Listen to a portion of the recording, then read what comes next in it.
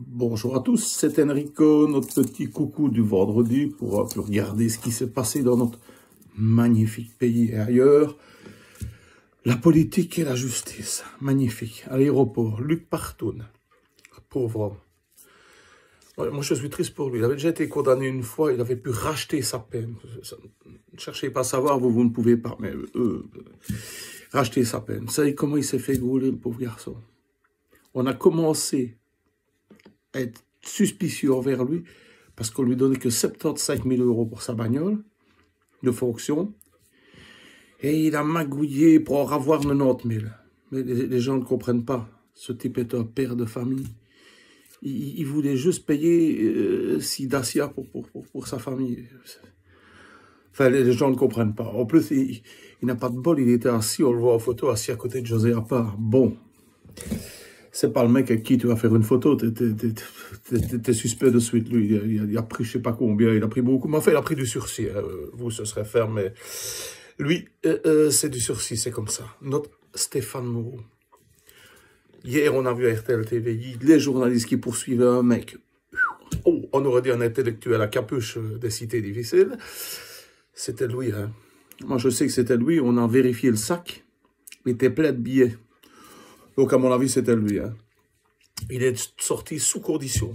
C'est tout à fait normal. Moi, je connais un jeune, gamin, 22, 23 ans, dans la merde et tout ça. Bon, il a vendu un petit peu de shit ou de saloperie dans le genre. Moi, je trouve que c'est de la merde, mais enfin, eux, ils aiment bien. Sans preuve, sans rien. Il n'y avait vraiment pas de preuve que c'était lui, quoi. Il a été dénoncé par sa copine.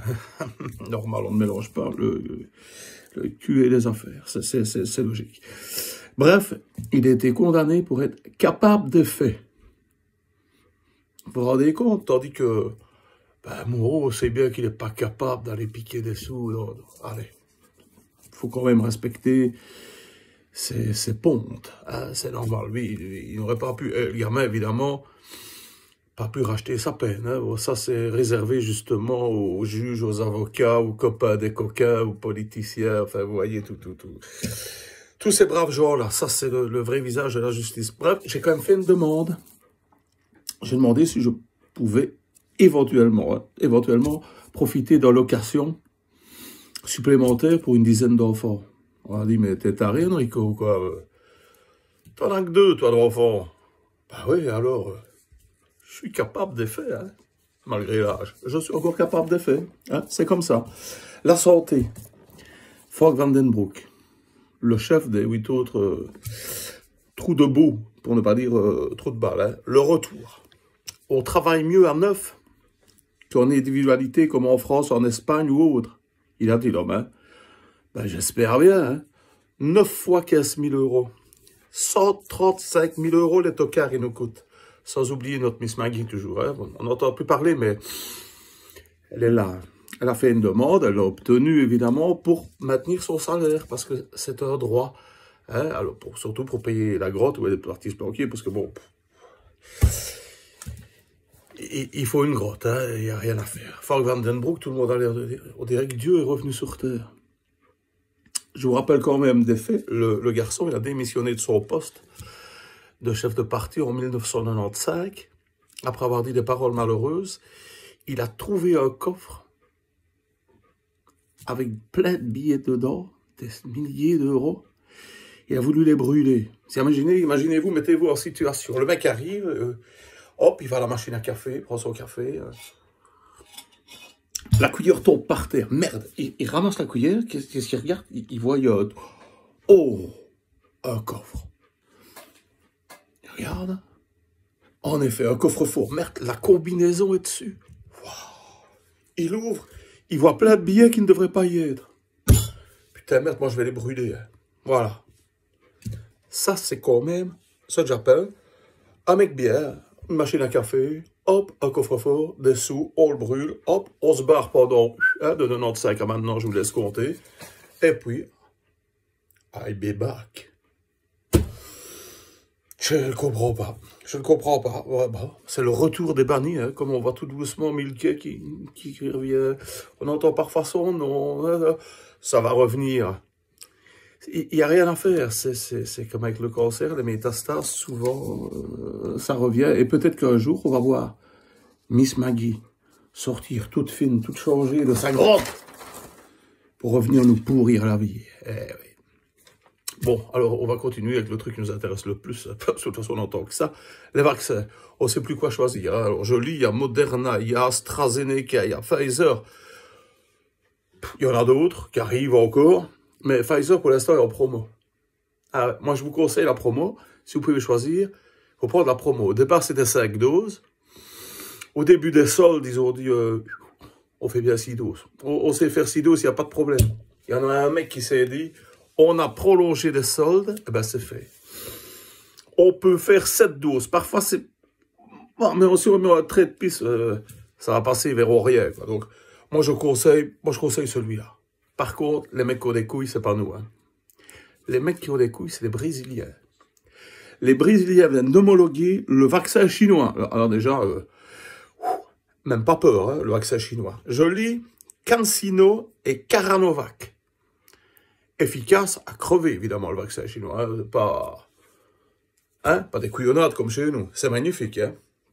Mais par contre, pour ici, je crois pas qu'il y ira parce que j'ai regardé, il n'est pas sur Wish et il n'est pas sur Amazon. Alors, je sais pas quand on l'aura, mais attention. Efficace, vaccin chinois.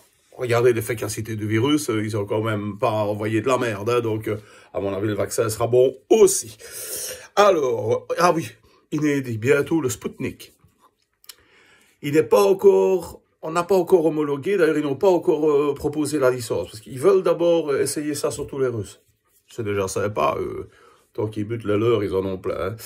Hein. Il s'appelle Sputnik V5. Moi ça me fait peur parce que, je vous explique, ma maman, quand j'étais petit, quand il fallait me mettre un suppositoire, elle disait, allez gamin, viens, on va mettre un Sputnik. Donc, vous imaginez, c'était, à mon avis, c'était prémonitoire. Elle savait déjà qu'on allait avoir dans le cul. C'est comme ça. Alors, le sommet, alors là, le truc qui m'a dégoûté. Le sommet du collabo, Christophe de Borsu, vivement dimanche, qui a essayé par tous les moyens, mais il a vraiment fait ce qu'il a pu, le garçon, pour faire dire à ses invités qu'il fallait obliger le vaccin. Êtes-vous sûr qu'il ne faut pas l'obliger? Faut-il l'obliger? Il a essayé avec tout le monde. Ça n'a pas marché. Les invités... Oh non, non, non, non, non, non, non. Elle dit, mais vous êtes sûr qu'il ne faut pas? Vous êtes sûr qu'il ne faut pas? Pour finir, ben, il a dû faire un micro-trottoir, hein, pour pouvoir trouver 2-3 poros qu'il a triés sur le volet, pour dire, oui, oui, il faut, hein. Bon, il y a trop de mecs qui ont dit, oui, oui, il faut, ouais, on a compris, hein. Même l'infirmier qui a dit, moi, je vais me faire vacciner, honnête soignante, maison de repos. Quand tu vois sa tête, moi, je ne mettrais pas ma maman dans la maison de repos.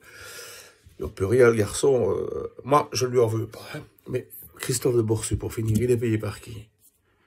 Je sais pas, les socialos de la RTBF comme les autres, ou l'action à Big Pharma et tout ça, c'est pas possible, moi franchement, pathétique.